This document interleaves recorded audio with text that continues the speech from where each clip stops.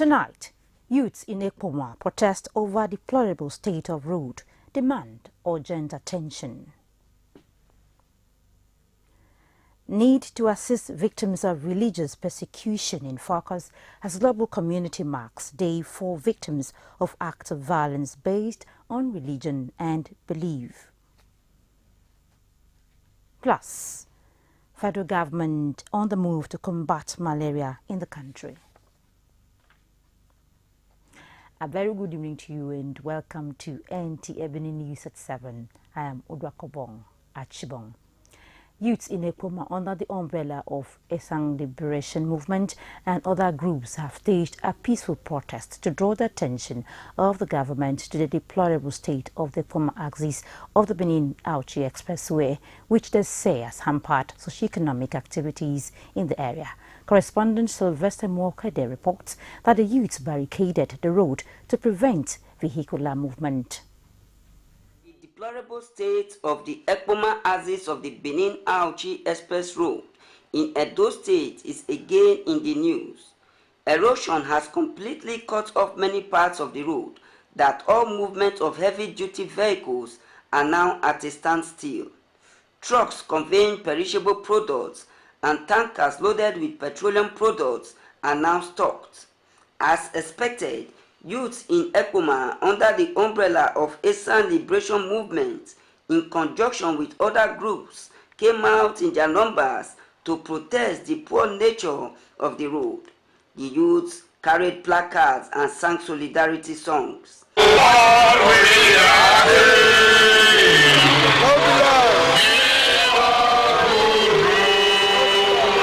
The convener of the peaceful protest, Prosper Iyere, called on the relevant government agencies to do something urgent about it.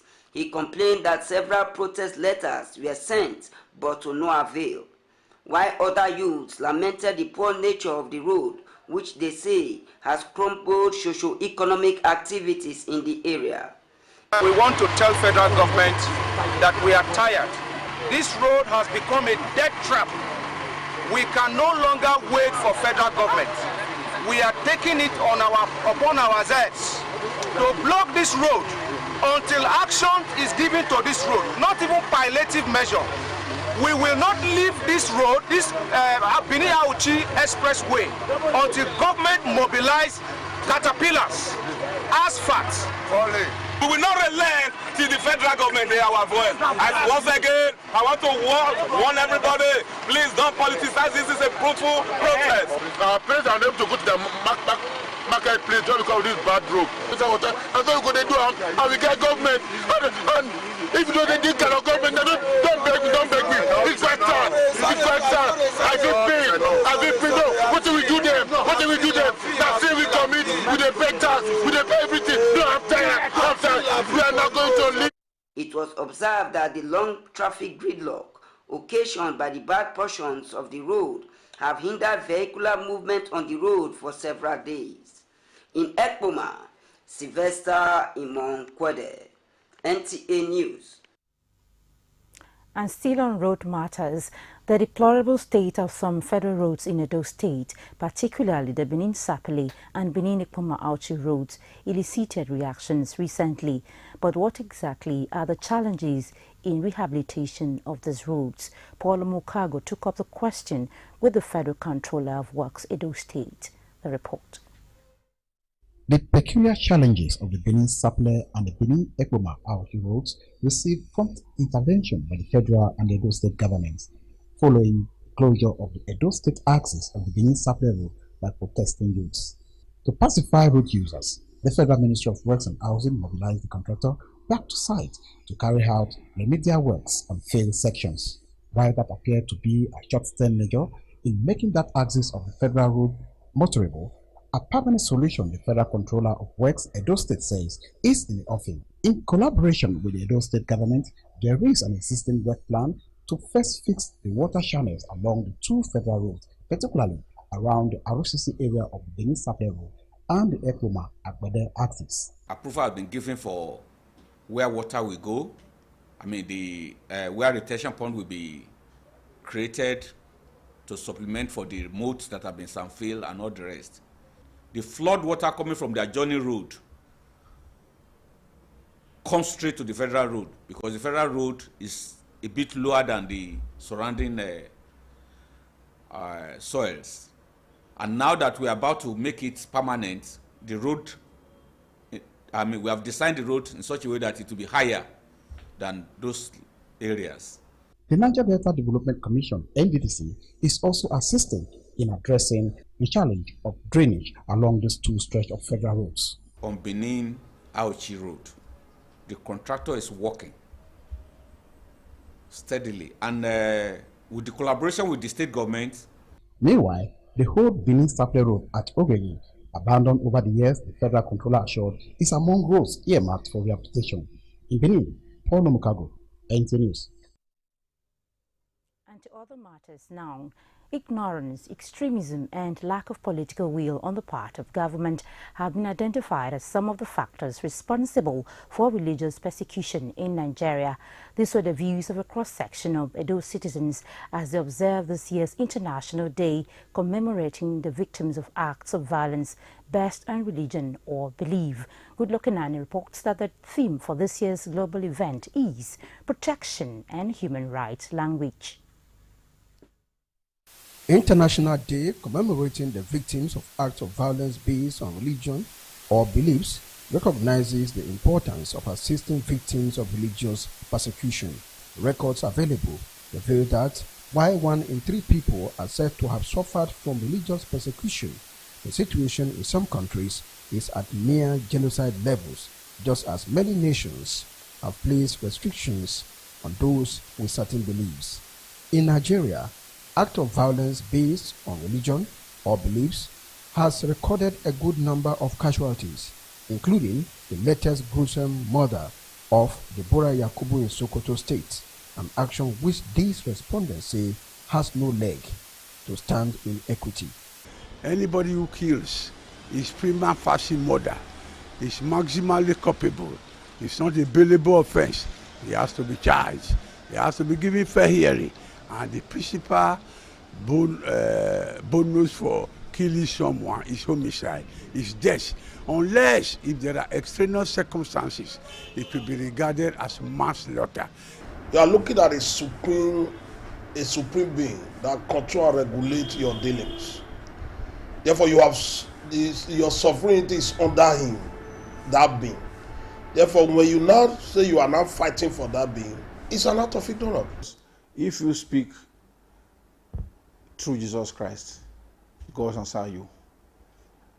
Somebody else is speaking through Muhammad, God is answering him. Somebody is speaking else through a traditional means, God is answering the same person. Why are you now killing that person that he must come and join you? Except there is something you need from that person, that the more you are in your group, the more you are getting something that is not known to others. Since freedom of religion or belief is essential to the declaration, respondents underscore the place of reorientating the people and uphold the rule of law. What we should be doing, and the government should also be bothered, is that as today we have been celebrating and commemorating the day, let there be workshops, where symposiums, lectures, where people should be talked to, people should be properly mentored, people should be properly enlightened on the dangers associated when you are now an extremist. It is when you are an extremist that you now believe another person have committed a crime against your religion or because of his belief. I have not seen, I have not heard, I have not read throughout the world where one religious leader sent another man who is under him or who believes in his faith to go and kill somebody who does not believe. So those who are doing it on their own.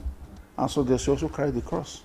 While the UN strongly condemns the continuing acts of violence against religious groups, the United Nations vowed to reaffirm their unwavering support for the victims.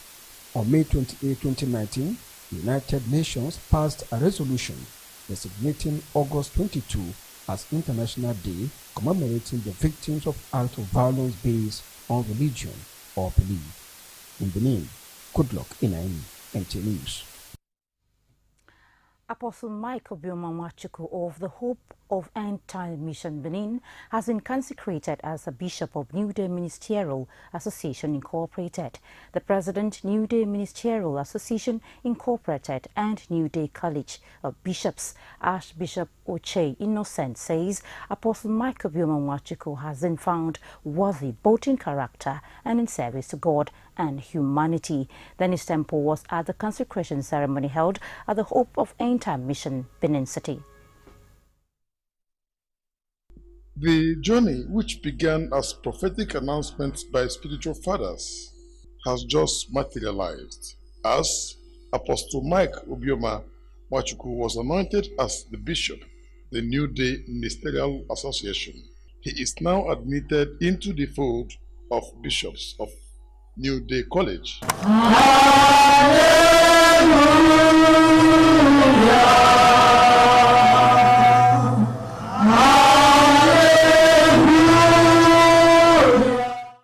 In a sermon titled, "Don't Kill Him," Bishop Paul Okozi reminded the bishop-elect and the congregation that the journey of life is likened to a battlefield which must be won. He says peace of mind, reliable friends, and mentorship are ingredients needed to surmount the rigorous terrain of life challenges. Sir, we are not bringing you in. Now once you enter, you grow. No, you can come in and remain the level you are. But when you want to grow, it's a place where opportunities are given.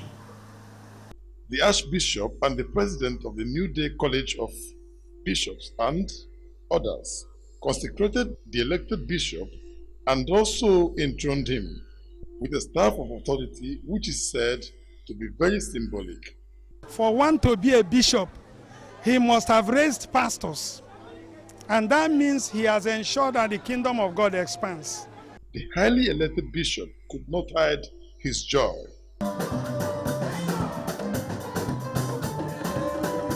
I give God a glory because from the onset of my ministry, God gave me the grace that I do not determine what to do as a person, but the Holy Spirit has been directing me. Of course, the consecration today is not of man. I never desired for it. It was Him, with all as many that the Lord revealed to.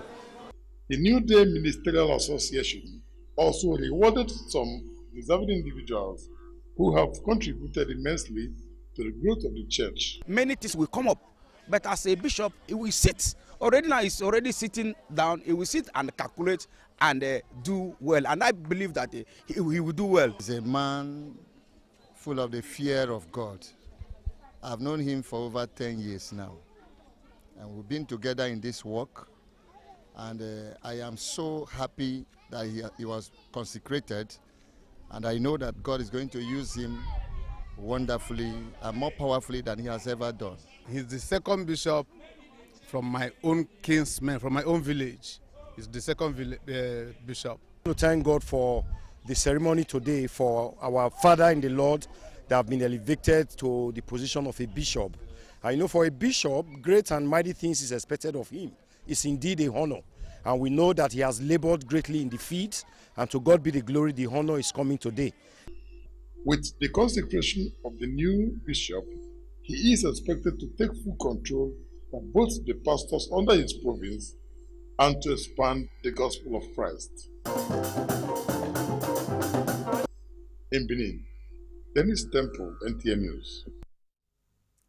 You can catch the news live on our YouTube channel, NTA Benin, and reach out to NTA Benin Newsroom on any breaking news and happenings in Edo State via the number 091-535-59648. You can also send WhatsApp messages to the same number. You're still watching NTA Benin News at 7. We now take a break. We'll be back shortly. Please stay tuned. You visit the ancient city of Benin. Two things will excite you: the warmth and welcome of its people, and of course, the class and style of its hospitality business. Randeki Gold, home of hospitality like no other. Located in one of the most serene environments in the ancient city. Truly classy and exquisite with world-class facilities. Fully equipped digital multipurpose hall with life-size, ultra-high definition LED screen. 180 square meters king-size swimming pool with bubble bath. Enough to leave you breathless. The exotic Ariel's Bistro and Grill restaurant with variety of continental dishes, especially some of the rarest delicacies you can find in town. Fact is, a visit will truly convince you that we are gold. Randeki Gold is the gold wing of the prestigious Randeki Royal Hotel at 6 Uhenoyi Street off Ihama and Boundary Roads, GRA Benin City. www.randekihotels.com. Randeki Gold, our hospitality is gold. It's finally here. Yes, the one-stop shop for everything electronics. Benin City, let's jubilate. It's Uyi Technical Electronics Mall, 45 Adesewa Road, Benin City. A unique shopping mall for authentic, high-quality electronics of major brands like LG, Samsung, Scanfrost, Nexus, Hisense, and more. Get quality, authentic brand products like refrigerators, side-by-side fridges, deep freezers, front and top load washing machines, gas cookers, air conditioners, OLED and other varieties of television, DVD players, home theater, standing fans, home appliances, generators of different brands and sizes. You name it, we've got it. Get the best bargain and authentic products at Uyi Technical Electronics Mall, 45 Adesewa Road, opposite Winners Chapel by Ihama Junction, GRA Benin City. Uyi Technical Electronic Mall. Everything electronics, we dare to stand out. Good news for all 2022-2023 university applicants. Edo State University Uzare, owned by the Edo State government with world-class infrastructures, is currently accepting applications for admission into our undergraduate programs. Admission is open to JAM UTME candidates, direct entry candidates, and those who did not select Edo State University as their first choice during the UTME. Students who wish to transfer their studies from their current university to Edo State University Uzare are also free to apply for limited transfer spaces. So hurry now to www.edouniversity.edu.ng to submit your application for admission as the university post UTME comes up on the 8th of September 2022, while new students resume for the new section on the 17th of October 2022. For further inquiries, please call or visit our website and social media handles at Edo State University Uzare. We develop leaders. Signed, Acting Registrar.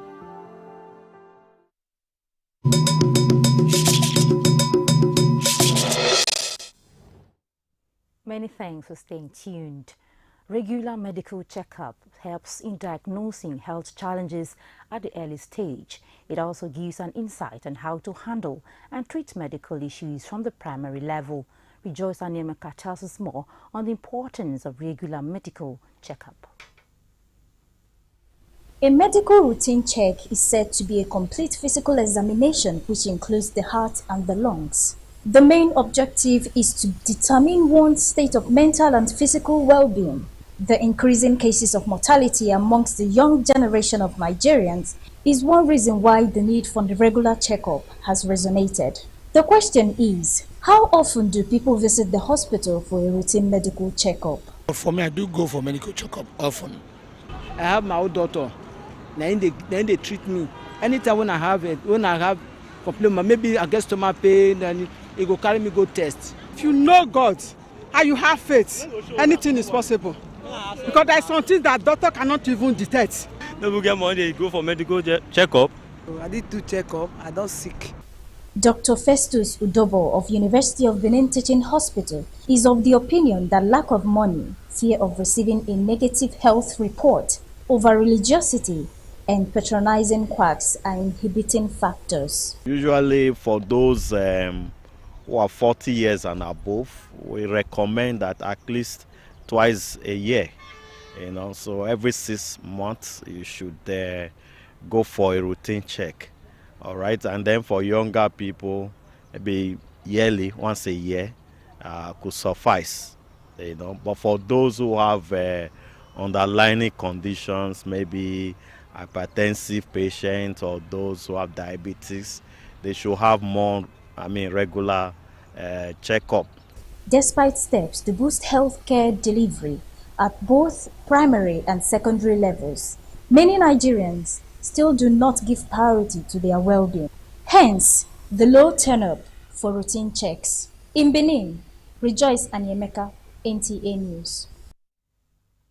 And still talking health, President Muhammadu Buhari recently inaugurated the Nigeria End Malaria Council with a mandate to implement programs which will translate into 2 trillion naira savings from economic burden of the disease.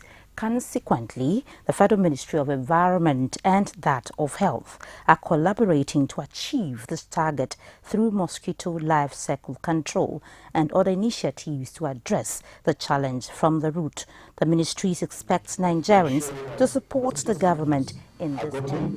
And then we will try to get them sterilized so that by the time mosquitoes fly around, they will fly, they will bite, but they will be sterile. So we are also doing some kind of collaboration with research institutes outside the country to see that we develop a vaccine that is quite effective in malaria treatment and prevention. Simple actions like keeping an The ministries expect Nigerians to support the government in this anti-malaria campaign through improved personal hygiene and environmental sanitation to eliminate breeding grounds for mosquitoes and in homes and the environment. Moving on now, the Independent National Electoral Commission (INEC) has said it has not jettisoned the electronic transmission of results. Statement by INEC National Commissioner and Chairman Information and Voter Education Committee Festus Okoye says the circular of reverting to manual processing of election results in the next year's general elections is absolutely not correct. He assures that the procedure for result transmission remains the same as in recent governorship elections in Ekiti and Osun states. He adds that there will be no change in all future elections, including the 2023 general elections. Okoye reassures Nigerians that the electronic transmission of results has come to stay. Time for another break. We'll be back shortly. Please stay tuned. Alcohol, nicotine.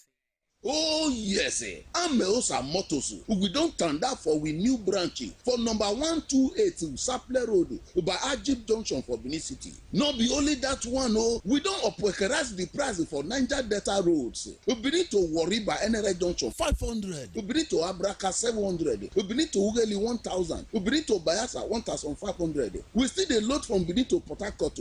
Worry to Auchi. Worry to Ekpoma. We need to Ekun, Obiaruko, Kwale, Umutu. Even Ekpoma to Port Harcourt City. For Ameosa Motors, safety of all our passengers na it be number one. That's now why we dey make sure say we use new motors and qualified drivers. Make you visit any of our branch around you to enjoy the operationalization of Ameosa Motors. Ameosa Motors, king of the road.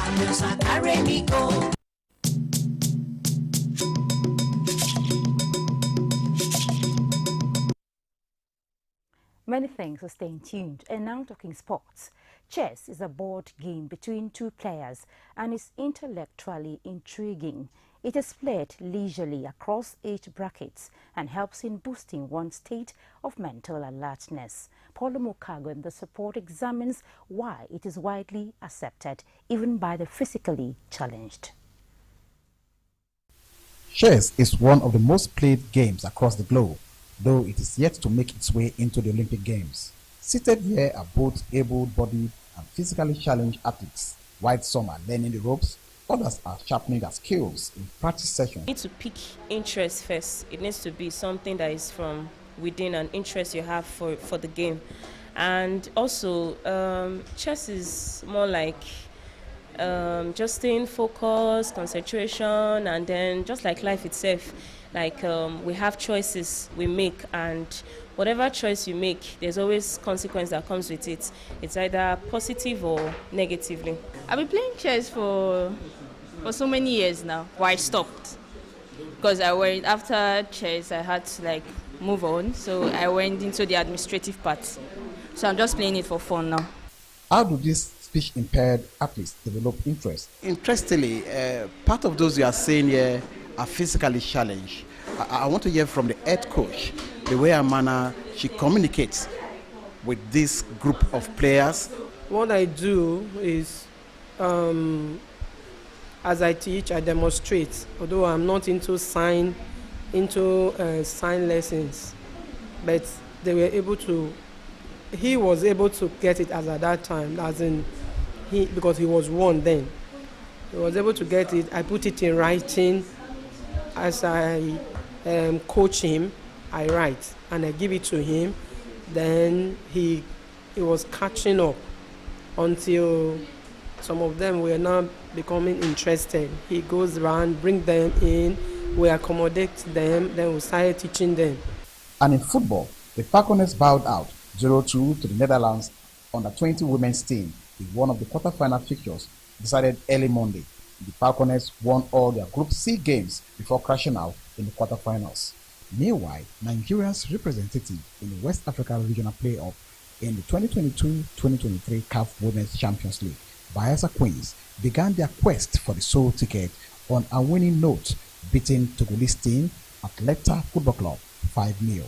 Edidion Etin was outstanding, scoring 4 goals, while Miracle Joseph scored the opener. Bayelsa Queens next plays Ampiam Football Club of Ghana on Wednesday, August 24. For Sports Update, Paulo Mukago, NTA News.